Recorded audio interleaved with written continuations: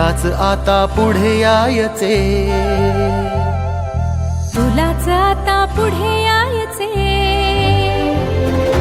तुलाच आता पुढे यायचे. देश घडवण्या तयार हो, मतदानाने देशाचे भवितव्य ठरवण्या तयार हो.